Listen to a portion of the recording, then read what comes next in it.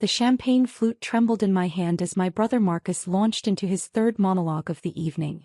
Christmas Eve at our parents' house in Pasadena, and he'd turned the living room into his personal stage. Series B funding closed at $180 million, he announced to the assembled relatives, his voice carrying that particular blend of smugness I'd grown familiar with over 32 years. CloudReach is the fastest-growing cloud infrastructure company in North America. Forbes called us the next Amazon Web Services. Aunt Linda clapped politely. Uncle Robert raised his beer in salute. Mom practically glowed with pride, her hand resting on Marcus's shoulder like he'd just won the Nobel Prize. "And what's your role there, sweetie?" Aunt Linda asked, leaning forward with genuine interest. "Senior Product Manager," Marcus said, straightening his designer tie. "I oversee the entire roadmap for our enterprise solutions. The CEO values my input on everything. He actually texted me on Christmas Eve about Q1 strategy." He pulled out his phone as evidence, waving it like a trophy. Dad nodded approvingly from his armchair. "Marcus has real stability now. Benefits, stock options, the whole package. He's set for life when they go public." The implication hung in the air like smoke. Unlike me. Unlike his disappointment of a daughter who, at 34, still rented a one-bedroom apartment in Venice Beach and drove a 7-year-old Honda Civic. "That's wonderful, Marcus," I said, meaning it. I was genuinely happy for him even if he was being insufferable about it. He turned to me then, his expression shifting to something that looked almost like pity. "So, Sarah, what are you up to these days? Still doing, what was it? Consulting?" The room went quiet. Everyone knew this script. This was the part where Marcus established the hierarchy, where I was gently reminded of my place in the family pecking order. "Yes," I said simply. "Still consulting." "What kind of consulting?" Aunt Linda asked. She'd always been kind to me, one of the few relatives who didn't treat my career like a shameful secret. I took a sip of champagne, buying time. "Financial consulting. I work with startups, mostly helping them with growth strategy, that kind of thing." Marcus snorted. "Startups. God, that's a rough space right now. The funding environment is brutal.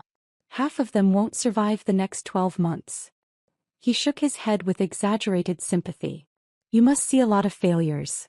"Some," I admitted. "Well, at least you're trying," Mom said, her tone suggesting I was a child learning to ride a bike rather than a woman with an MBA from Stanford and a decade of experience. "Maybe Marcus could put in a good word for you at CloudReach. They must need consultants." The offer landed like a slap, even though she'd meant it kindly. My 32-year-old brother recommending me for a job. As if I needed his charity. "That's okay," I said, keeping my voice level. "I'm happy where I am." Marcus raised an eyebrow. "Really? Because I heard the consulting market is pretty saturated. What are you pulling in annually? If you don't mind me asking." I did mind. But the whole family was watching now, waiting for my answer. Waiting to quantify exactly how much of a disappointment I was compared to Golden Boy Marcus and his stock options. "I do all right," I said. "Come on, ballpark it." Marcus leaned back, enjoying this. "6 figures? Low 6 figures." My phone buzzed in my purse. I ignored it. "Marcus, that's not appropriate," Aunt Linda said gently.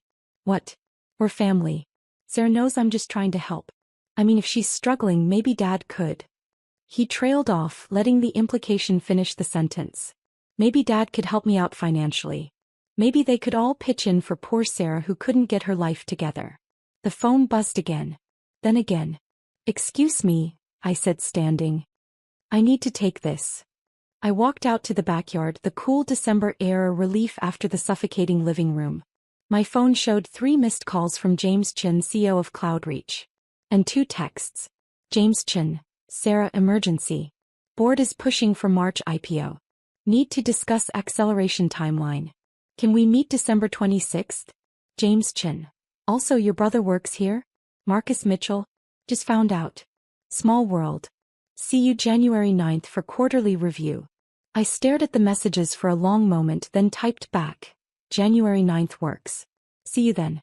Through the window I could see Marcus holding court, probably explaining cloud infrastructure to relatives who had no idea what he was talking about. Mom hung on every word. Dad beamed with pride. They had no idea that CloudReach existed because of a $25 million Series A check I'd signed 18 months ago. That their Series B funding, the $180 million Marcus was so proud of, had come largely from the syndicate I'd assembled. That I'd introduced James Chin to 3 of his key hires, including his CTO. They had no idea that I was a partner at Apex Ventures, one of the most successful venture capital firms in Silicon Valley. That my portfolio was worth north of $3 billion. That I'd been named to Forbes 30 Under 30 in venture capital 4 years ago and had just been profiled in TechCrunch as one of the power players reshaping startup funding. They had no idea because I'd never told them. Not when Mom asked if I'd found a real job, yet. Not when Dad suggested I go back to school for something more stable. Not when Marcus started at CloudReach 9 months ago and immediately began treating me like the family charity case. I'd kept quiet for a reason. I wanted to see if they valued me, Sarah, their daughter and sister, without the validation of money or status. I wanted to know if they'd be proud of me even if I was just a struggling consultant. The answer apparently was no. I walked back inside. Marcus was showing Uncle Robert something on his phone, probably his employee dashboard or stock option agreement. "Everything okay?" Mom asked. "Fine," I said. "Just work stuff." "On Christmas Eve?" Marcus laughed. "What kind of consulting emergency could there be?" I smiled. "Just a client checking in." "Well, hopefully they're paying you overtime," Dad joked. The rest of the evening crawled by. More stories about CloudReach. More pointed questions about my life that I deflected with practiced ease. More pitying looks from Mom and encouragement to hang in there. At 10 o'clock I made my excuses and left. As I drove back to Venice Beach my phone rang. James Chin again. "Sarah, sorry to bother you on Christmas Eve," he said when I answered. "I know we're meeting on the 9th, but I wanted to give you a heads up. The board wants to accelerate everything. IPO by March, which means we need to finalize the S1, get the roadshow scheduled, the whole 9 yards." "That's ambitious," I said. "It's insane," he admitted. "But the market conditions are perfect and frankly we need the capital to scale. Your initial thesis about enterprise adoption was dead on. We're at 340% year-over-year growth. Congratulations, James. You've built something special." "We've built something special," he corrected. "None of this happens without Apex's support. Without your support. You took a chance on us when everyone else was funding AI companies." I smiled in the darkness of my car. "I liked your vision. Still do. The team is excited to meet you properly on the 9th. I know we've done most of our check-ins remotely, but having you come to the office will be huge for morale. Also, funny story, I just found out your brother works here." My stomach tightened. "Yeah, small world. Marcus Mitchell, right? Senior PM on the enterprise team. Good guy, sharp thinker. Does he know you're with Apex?" "We don't really talk about work," I said carefully. "Well, he's about to find out. I'm doing an all-hands before our meeting to announce your visit. We're trying to build more transparency around our investors, show the team who's backing us. Is that okay?" I thought about Marcus's face earlier that evening. The casual condescension. The pity. Mom's suggestion that he could get me a job. "That's fine," I said. "Great. See you January 9th at 10 a.m. And Sarah? Thank you. For everything." The next 2 weeks passed in a blur. I spent Christmas Day alone in my apartment working on due diligence for a new AI startup. I had coffee with 2 founders on the 27th. I reviewed term sheets. I attended a partner meeting at Apex's Sand Hill Road office, where we discussed our Q1 investment strategy. My family didn't call. Not surprising. Christmas was Marcus's show now. I was just a supporting character in his success story. On January 8th, I got my hair done and picked up the Armani suit I'd had tailored. Black, perfectly cut with a silk blouse the color of money. I packed my briefcase with the CloudReach files. Every email, every board memo, every funding round document. That evening Marcus called. "Hey Sarah," he said, his voice oddly tight. "You busy tomorrow?" "I have some meetings." "Why?" "There's this big thing at work. Our lead investor is visiting. CEO is making a huge deal about it. We're all required to attend this all-hands meeting at 9:30. "Sounds important," I said neutrally. "Yeah, I guess. Honestly, it's probably just some rich asshole who wants to feel important. VCs are the worst. They throw money around and act like they built the company themselves." I bit my tongue. "Is that right?" "Oh yeah. James worships these people, but between you and me, we'd be just as successful without them. Maybe more successful.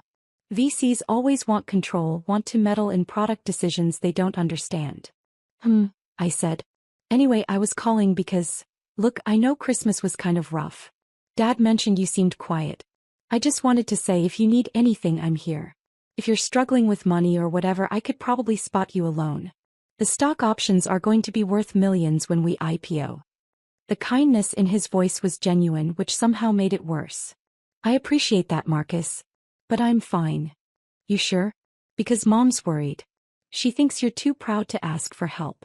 Tell Mom I'm okay, I said. Really? All right. But the offer stands. Oh, and if you ever want to pivot into tech, I could introduce you to our HR people. We're always hiring consultants for project work. Wouldn't be a permanent role, but it would get your foot in the door. I closed my eyes. Thanks, Marcus. Good luck with your meeting tomorrow. Yeah, should be interesting. Maybe I'll actually get to meet the person who signs our paychecks. He laughed. Talk soon. January 9th arrived cold and clear. I drove to Cloudreach's headquarters in Palo Alto, a sleek glass building in a tech park off the 101. The parking lot was full of Teslas and BMWs, startup money on display. I sat in my car for a moment, checking my reflection in the mirror. The woman looking back at me was polished, professional, powerful. Not the struggling consultant my family pitied. Not the disappointment they'd written off. Sarah Mitchell, partner at Apex Ventures. Early-stage investor in 17 companies. Board member at 5. Net worth north of 40 million, mostly in carried interest and portfolio equity. I grabbed my briefcase and walked inside. The receptionist smiled brightly. Good morning. How can I help you? Sarah Mitchell from Apex Ventures. I have a 10 o'clock with James Chin. Her eyes widened slightly. Of course, Ms. Mitchell. Mr. Chin mentioned you'd be arriving. He's just finishing the all-hands meeting now. Would you like to wait in the conference room, or would you prefer to join them? I checked my watch. 9:45. I'll join them. Wonderful. The meeting is in the main hall, second floor. I'll escort you. We took the elevator up. Through the glass walls I could see the open-plan office, standing desks, collaboration spaces, the casual chaos of a growing startup.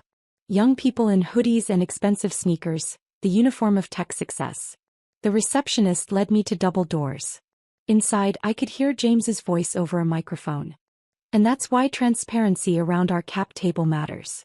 You all deserve to know who believes in this company, who's backing our vision. So before we dive into Q1 goals, I want to introduce someone very special. The receptionist opened the door quietly. The room was packed, at least 200 people, standing room only. James stood on a small stage at the front, a presentation screen behind him showing the Cloudreach logo. Our lead investor joined us at Series A when we were just 15 people in a WeWork, James continued. When other VCs said cloud infrastructure was too crowded, too competitive, one firm saw our potential. Apex Ventures led our Series A with 25 million. They assembled our Series B syndicate. And they've been our strongest advisor through every pivot, every challenge, every victory. I scanned the crowd looking for Marcus. Found him standing near the left side, arms crossed, looking mildly bored. The partner who championed Cloudreach has one of the best track records in venture capital, James said. Portfolio companies worth over $3 billion in aggregate. Board member at companies you all use every day. And more importantly, someone who genuinely believes in what we're building here. Marcus shifted his weight, checking his phone. Probably texting Mom about how boring this was. So please join me in welcoming Sarah Mitchell from Apex Ventures. I walked down the center aisle. The room erupted in applause. Polite, professional, the sound of 200 people doing what they're told. But I watched faces turn, watched the recognition ripple through the crowd. Watched Marcus's head snap up. Our eyes met across the room. I saw the confusion first. What was I doing here? Then the recognition of my name.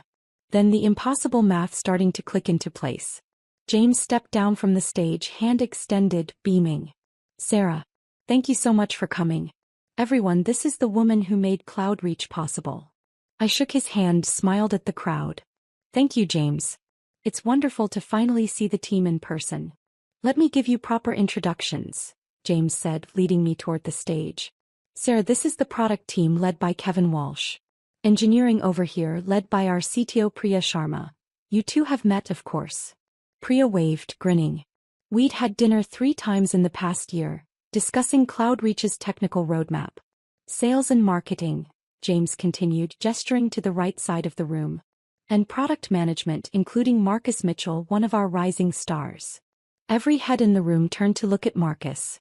He stood frozen, face pale, phone still in his hand. Marcus and I actually know each other, I said, my voice carrying across the silent room. He's my brother. The reaction was immediate. Whispers, shocked looks, people glancing between us like they were watching a tennis match. James's eyes went wide. Your brother? I knew you had the same last name, but I didn't make the connection. That's incredible.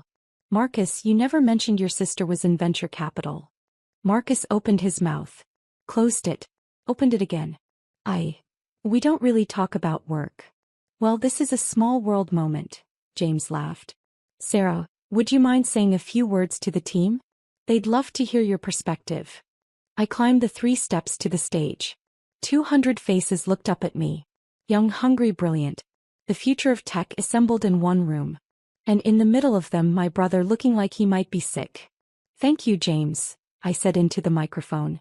And thank you all for building something extraordinary. When James first pitched CloudReach 18 months ago, I knew immediately this was special.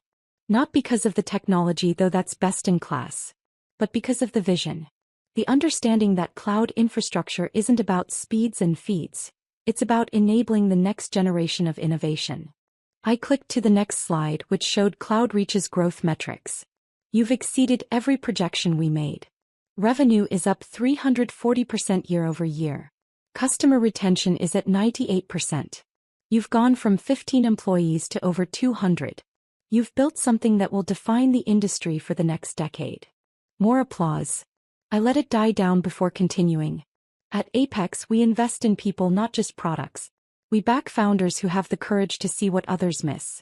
And we partner with teams who have the discipline to execute. CloudReach has both.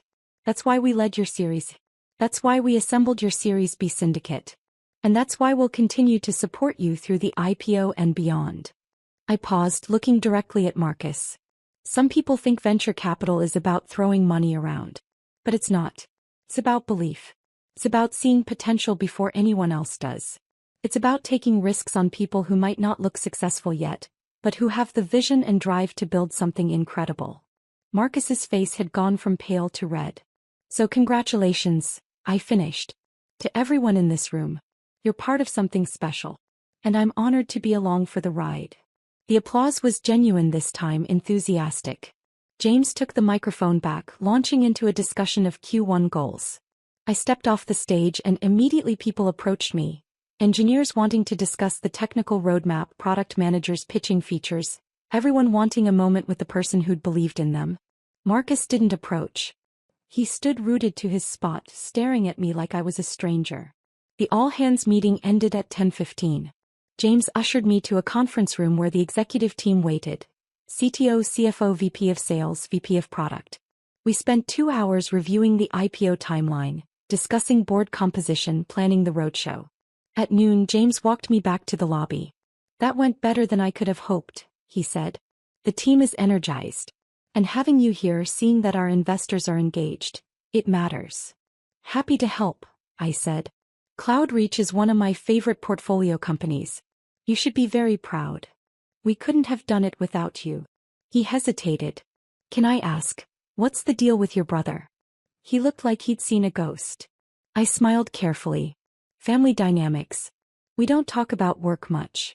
Fair enough. Well, he's lucky to have you. Must be inspiring having a sister who's accomplished so much. I didn't correct him. As I walked to my car, my phone exploded with messages.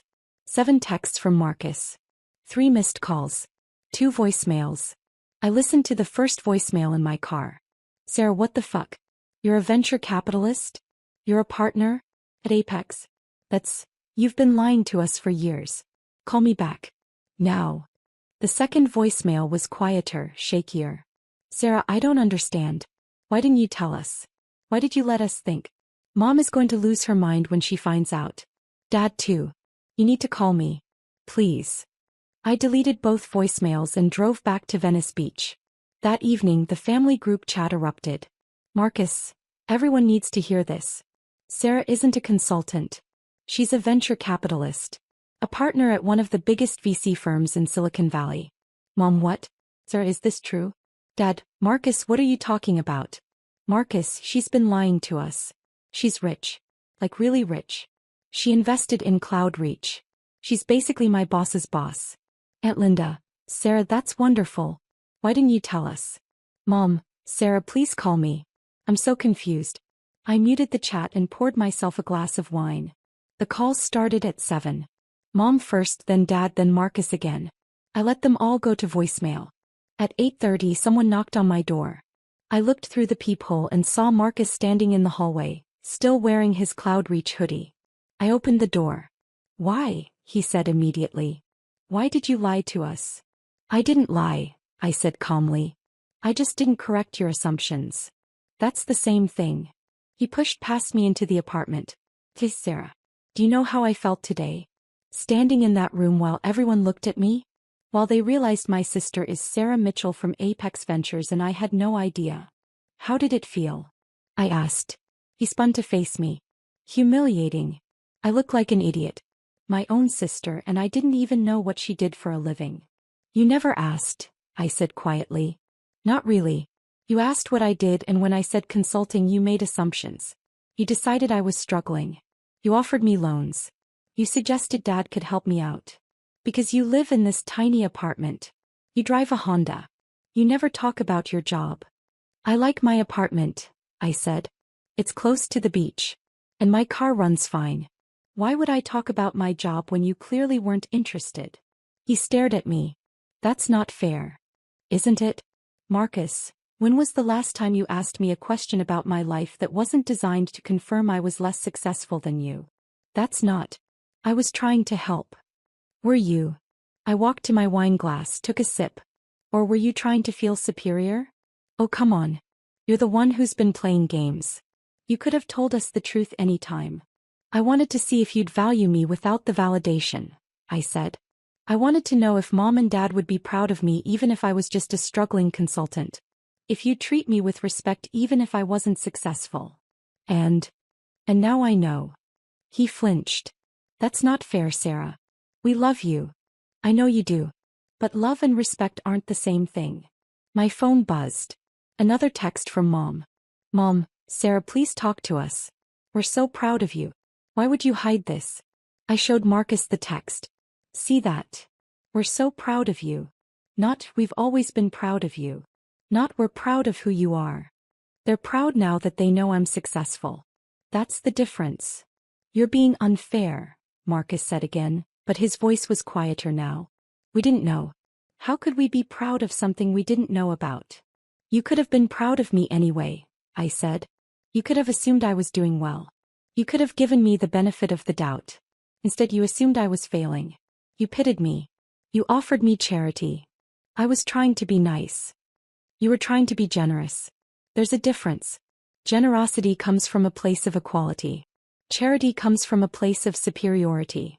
He sat down heavily on my couch. I didn't mean it like that. I know, I said, and I meant it. But it still hurt. We sat in silence for a long moment. Outside, I could hear the ocean, the eternal rhythm of waves. Mom wants to have dinner, Marcus said finally. This weekend. She wants to celebrate your success. My success, I repeated. Not me. My success. Sarah. I'll think about it, I said. He stood looking lost. I'm sorry. For what it's worth. I didn't realize. I should have asked more questions. I should have been a better brother. Yeah, I said. You should have. He left without another word. The calls continued for the next 3 days. Mom crying, saying she was so proud, asking why I'd hidden this from them. Dad gruff, saying he'd always known I'd make something of myself, even though we both knew that was a lie. Aunt Linda genuinely happy, asking if we could have coffee. I called her back. We met at a cafe in Santa Monica. You look good, she said, hugging me. Powerful. I feel tired, I admitted. I bet. She ordered us both coffee. For what it's worth, I always suspected you were doing better than you let on. You had that look. What look? The look of someone who has nothing to prove. Your brother has always been desperate to impress everyone. You never were. That told me everything I needed to know. I smiled. You're the only one who noticed. Your parents love you, she said gently. But they're not very perceptive. They see what they expect to see. Marcus was always the golden child. Confident, loud, obvious. You were quieter. They mistook that for weakness. I'm not weak, I said. I know, honey. But they're going to feel terrible when they realize what they missed. What they assumed. You need to be ready for that. I don't know if I want to forgive them, I said quietly. You don't have to. Not yet. Maybe not ever. But eventually, you'll need to decide what kind of relationship you want with them going forward. Whether their ignorance is forgivable or not. I thought about that over the next week. I went to work, reviewed term sheets, met with founders. CloudReach announced their IPO filing on January 15th. The initial valuation was set at $2.8 billion. My Series A shares were worth $180 million on paper. My carried interest from Apex would be substantial. Marcus texted me when the news broke. Marcus, congratulations. You made a great investment. Me, thank you. You should be proud. You helped build this. Marcus, did you know I was working there when you invested? You joined 9 months after our Series A closed. Marcus, but you knew I was there for the Series B. Me, yes. Marcus, and you didn't tell me. Me, you didn't ask. 3 dots appeared, disappeared, appeared again. Then, Marcus, family dinner Sunday. Mom's making your favorite. Please come. I stared at the message for a long time. Me, I'll think about it. Sunday arrived cold and rainy. I drove to Pasadena in my Honda Civic wearing jeans and a sweater. Just Sarah. Not Sarah Mitchell, partner at Apex Ventures. Not the woman who'd built a $3 billion portfolio. Just me. Mom opened the door before I could knock. Sarah. Oh honey, come in. You must be freezing. The house smelled like pot roast. My favorite, like Marcus had said. The table was set for 5. Mom, Dad, Marcus, me and Aunt Linda. Linda's here. I asked. I invited her, Mom said. I hope that's okay. She said you two had coffee. That's fine. Dad stood when I entered the dining room. Sarah. Good to see you. Hi, Dad. Marcus was already sitting, looking uncomfortable. He nodded at me. Hey. We sat. Mom brought out the pot roast, the potatoes, the carrots. The meal I'd grown up with, the comfort food of my childhood. For a while no one spoke. We just ate, the silence heavy with everything unsaid. Finally, Dad cleared his throat. We owe you an apology. I looked up. We made assumptions, he continued. About your career. About your life. We didn't ask the right questions. We didn't see what was right in front of us. We're so sorry, honey, Mom said, her eyes shining with tears. We should have known. We should have asked. We should have been proud of you all along. Why weren't you? I asked quietly. The question hung in the air. I don't know, Mom whispered. I think we saw what we expected to see. Marcus was always so confident, so sure of himself. You were quieter. We mistook that for uncertainty. I was never uncertain, I said. I was just private. I know that now, Dad said. And I'm sorry. We failed you as parents. We made you feel like you had to hide your success from us. You did, I said. Every time I came to a family gathering, you compared me to Marcus. You asked when I'd get a real job. You offered me money. You pitted me. Marcus flinched. I wanted you to value me for who I am, I continued. Not for what I've accomplished. I wanted to know if you'd love me even if I was struggling. Even if I wasn't as successful as Marcus. We do love you, Mom said. We always have. But you didn't respect me, I said. Not until you found out I was rich. Not until you learned I was successful. That's what hurts. Silence fell again. Aunt Linda spoke up. For what it's worth, Sarah, I've always been proud of you. Not because of your job or your money. But because of who you are. Kind, thoughtful, brilliant. That's what matters. Thank you, I said, my voice thick. We want to make this right, Dad said. Tell us how. I looked around the table. At my parents, desperate for forgiveness. At Marcus, ashamed and chastened. At Aunt Linda, supportive as always. I don't know if you can, I said honestly. I don't know if I'm ready to forgive you yet. Maybe someday. But not today. Mom's face crumpled. Sarah. But, I continued, I'm willing to try. To rebuild. To see if we can have a relationship based on who we actually are, not who you thought I was. We'll do anything, Dad said. Then start by asking me questions, I said. Real questions. About my work, my life, my dreams. Not questions designed to confirm your assumptions. Questions because you actually want to know. Okay, Mom said. Hey. We can do that. The rest of dinner was awkward, halting. But it was a start. Mom asked about Apex Ventures. Dad asked about my investment philosophy. Marcus asked what it was like to be on boards. I answered honestly. I told them about the startups I'd funded, the founders I believed in, the risks I'd taken. I told them about the failures too. The companies that had crashed, the bets that hadn't paid off, the hard lessons I'd learned. They listened. Really listened, maybe for the first time in years. At 9 o'clock I stood to leave. Will you come back? Mom asked. Next week. Maybe, I said. If you want me to. We do, Dad said. Very much. Marcus walked me to my car. The rain had stopped, leaving the streets slick and shining. I'm sorry, he said again. For everything. For being an asshole. For making assumptions. For offering you loans when you probably have more money than I'll ever make. I smiled despite myself. You don't know that. Cloudreach's IPO will make you rich. Not Apex Ventures rich, he said. Not Sarah Mitchell rich. Money isn't the point, I said. I know. But it's hard not to feel stupid. I spent years talking down to you. Years thinking I was the successful one. Years pitying you. You weren't entirely wrong, I said. I was struggling. Just not financially. I was struggling to figure out if my family would love me without the success. Turns out that's a harder question to answer than any pitch deck I've ever reviewed. And, what's the answer? I looked at him. My little brother who'd grown into a man I barely recognized. Who'd been insufferable and condescending and kind all at once. I'm still figuring it out, I said. I drove home through the empty streets, the city lights reflecting off wet pavement.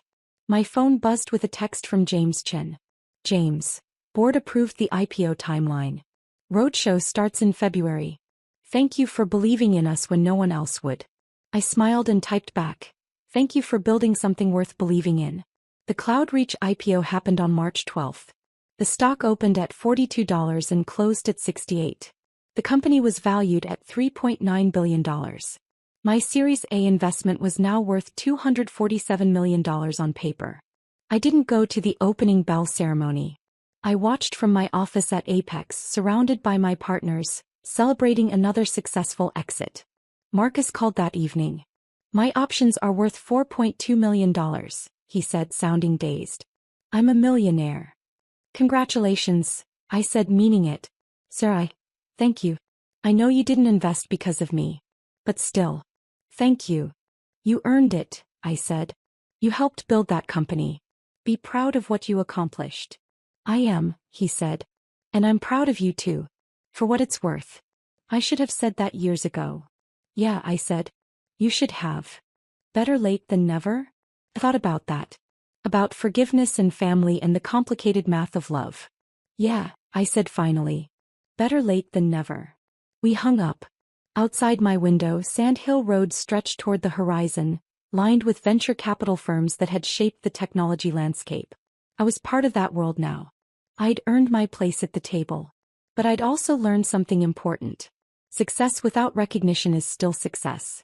Worth without validation is still worth. I didn't need my family's approval to know my value. But it was nice finally to have it anyway. My phone buzzed one more time. Mom in the family group chat. Mom, family dinner next Sunday. Sarah, please bring pictures of your work. We want to hear all about Apex Ventures. We want to know everything. I smiled and typed back a single word. Me okay. It wasn't forgiveness. Not yet. But it was a beginning. And sometimes a beginning is enough.